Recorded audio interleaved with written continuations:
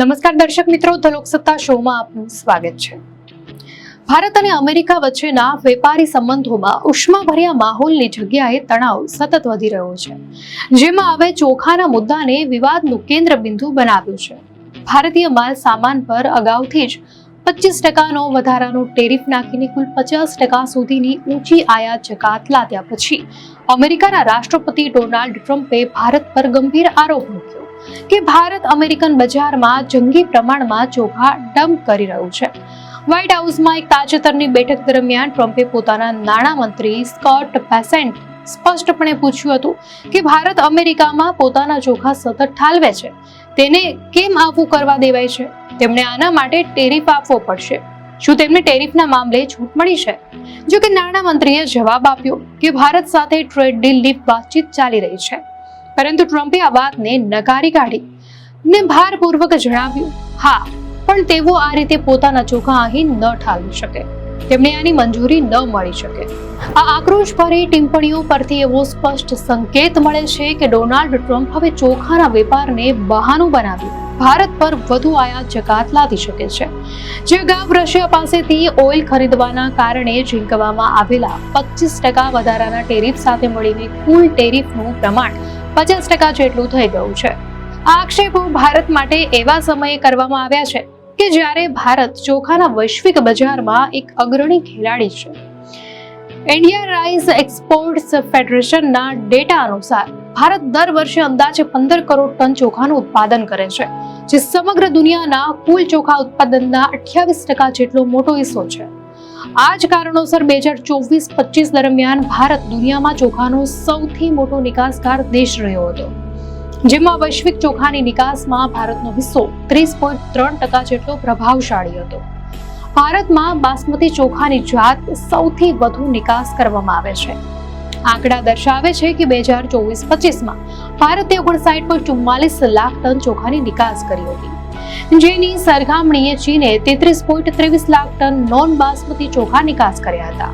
સૌથી વધુ 90.44 લાખ ટન પારબોઇલ્ડ ચોખાની નિકાસ કરવામાં આવી હતી।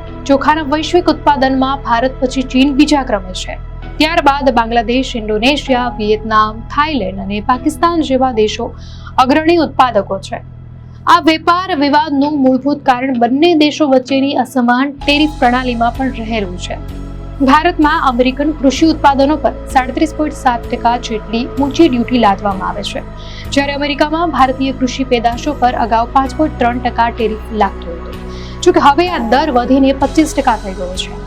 અમેરિકાએ 1 ઓગસ્ટથી ભારતીય ચોખાની આયાત 25% ટેરિફ લાદ્યો હતો, જેને ચોખા નિકાસકારોના સંઘે શરૂઆતમાં કામચલાઉ અવરોધ ગણાવ્યો હતો, પરંતુ ત્યારબાદ 27 ઓગસ્ટથી ભારતીય ચોખા પર અમેરિકન ટેરિફનું પ્રમાણ અચાનક વધીને 50% થઈ ગયું, જેની સરખામણીમાં પાકિસ્તાનના ચોખા પર માત્ર 19% ટેરિફ છે।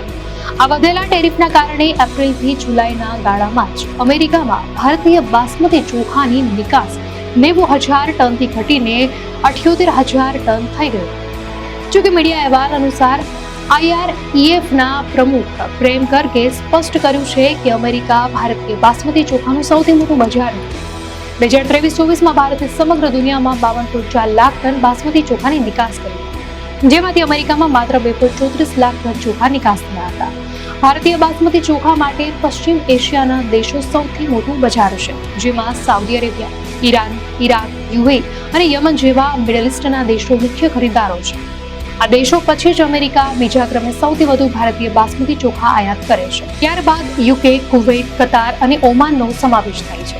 DGCISના ડેટા અનુસાર 2024-25માં ભારતે ₹50,300 કરોડથી વધુ મૂલ્યના બાસમતી ચોખાની નિકાસ કરી હતી, જેમાં સાઉદી અરેબિયાએ સૌથી વધુ 11.73 લાખ ટન અને અમેરિકાએ 2.74 લાખ ટન આયાત કરી હતી।